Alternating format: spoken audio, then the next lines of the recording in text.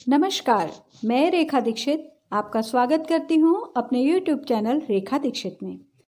आइए सुनते हैं अध्याय 17 श्रद्धा के विभाग। भौतिक प्रकृति के 3 गुणों से 3 प्रकार की श्रद्धा उत्पन्न होती है। रजोगुण तथा तमोगुण में श्रद्धा पूर्वक किए गए कर्मों से अस्थायी फल प्राप्त होते हैं, जबकि शास्त्र सम्मत विधि से सतोगुण में रहकर संपन्न कर्म हृदय को शुद्ध करते हैं। ये भगवान कृष्ण के प्रति शुद्ध श्रद्धा भक्ति उत्पन्न करने वाले होते हैं। अर्जुन ने कहा, हे कृष्ण, जो लोग शास्त्रों के नियमों का पालन न करके अपनी कल्पना के अनुसार पूजा करते हैं, उनकी स्थिति कौन सी है? वे सतोगुणी हैं, रजोगुणी हैं या तमोगुणी हैं? भगवान ने कहा, देहधारी जीव द्वारा अर्जित गुणों के अनुसार उसकी श्रद्धा 3 प्रकार की हो सकती है, सतोगुणी, रजोगुणी तथा तमोगुणी। अब इसके विषय में मुझसे सुनो। हे भरतपुत्र, विभिन्न गुणों के अंतर्गत अपने अपने अस्तित्व के अनुसार मनुष्य एक विशेष प्रकार की श्रद्धा विकसित करता है। अपने द्वारा अर्जित गुणों के अनुसार ही जीव को विशेष श्रद्धा से युक्त कहा जाता है। सतोगुणी व्यक्ति देवताओं को पूजते हैं, रजोगुणी व्यक्ति यक्षों व राक्षसों की पूजा करते हैं और तमोगुणी व्यक्ति भूत प्रेतों को पूजते हैं। जो लोग दंभ अहंकार से अभिभूत होकर शास्त्र विरुद्ध कठोर तपस्या और व्रत करते हैं, जो काम तथा आसक्ति द्वारा प्रेरित होते हैं, जो मूर्ख हैं तथा जो शरीर के भौतिक तत्वों को तथा शरीर के भीतर स्थित परमात्मा को कष्ट पहुंचाते हैं, वे असुर कहे जाते हैं। यहाँ तक कि प्रत्येक व्यक्ति जो भोजन पसंद करता है, वह भी प्रकृति के गुणों के अनुसार 3 प्रकार का होता है। यही बात यज्ञ, तपस्या तथा दान के लिए भी सत्य है। अब उनके भेदों के विषय में सुनो।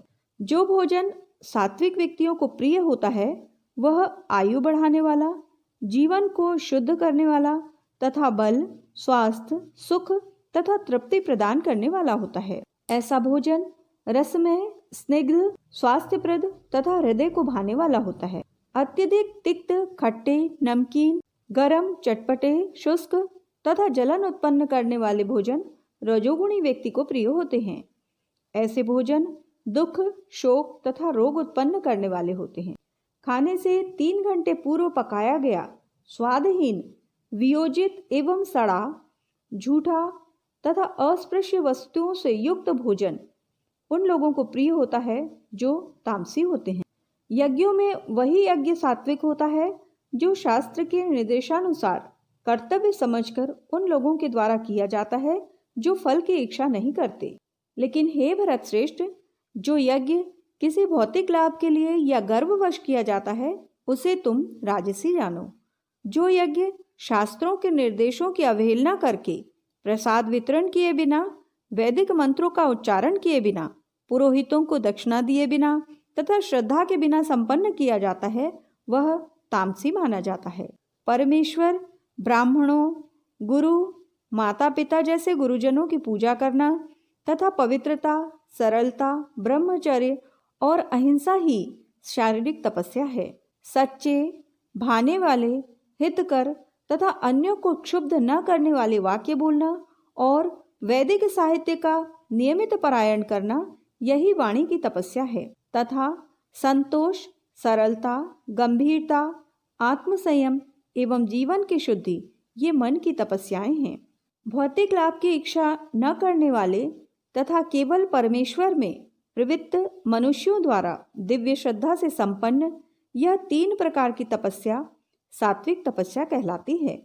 जो तपस्या दंभ पूर्वक तथा सम्मान, सत्कार एवं पूजा कराने के लिए संपन्न की जाती है, वह राजसी कहलाती है। यह न तो स्थायी होती है न शाश्वत। मूर्खतावश आत्म उत्पीड़न के लिए या अन्यों को विनष्ट करने या हानि पहुंचाने के लिए जो तपस्या की जाती है, वह तामसी कहलाती है। जो दान कर्तव्य समझकर किसी प्रत्युपकार की आशा के बिना समुचित काल तथा स्थान में और योग्य व्यक्ति को दिया जाता है, वह सात्विक माना जाता है। किंतु जो दान प्रत्युपकार की भावना से या कर्म फल की इच्छा से या अनिच्छा पूर्वक किया जाता है, वह रजोगुणी कहलाता है। तथा जो दान किसी अपवित्र स्थान में अनुचित समय में किसी अयोग्य व्यक्ति को या बिना समुचित ध्यान तथा आदर से दिया जाता है वह तामसी कहलाता है। सृष्टि के आदिकाल से ओम तत्सत ये 3 शब्द परब्रह्म को सूचित करने के लिए प्रयुक्त किए जाते रहे हैं। ये तीनों सांकेतिक अभिव्यक्तियां ब्राह्मणों द्वारा वैदिक मंत्रों का उच्चारण करते समय तथा ब्रह्म को संतुष्ट करने के लिए यज्ञों के समय प्रयुक्त होती थीं। अतएव योगी जन ब्रह्म की प्राप्ति के लिए शास्त्रीय विधि के अनुसार यज्ञ, दान तथा तप की समस्त क्रियाओं का शुभारंभ सदैव ओम से करते हैं।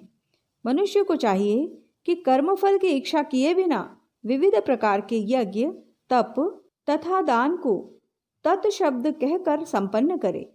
ऐसी दिव्य क्रियाओं का उद्देश्य भावबंधन से मुक्त होना है। परम सत्य भक्तिमय यज्ञ का लक्ष्य है और उसे सत शब्द से अभिहित किया जाता है।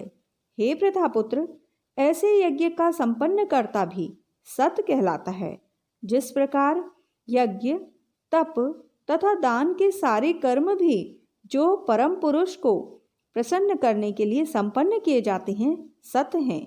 हे पार्थ, श्रद्धा के बिना यज्ञ, दान या तप के रूप में जो भी किया जाता है वह नश्वर है, वह असत कहलाता है और इस जन्म तथा अगले जन्म दोनों में ही व्यर्थ जाता है। इस प्रकार श्रीमद् भागवत गीता का 17वां अध्याय संपूर्ण हुआ। अगले एपिसोड में अध्याय 18 प्रस्तुत किया जाएगा। जय श्री कृष्ण।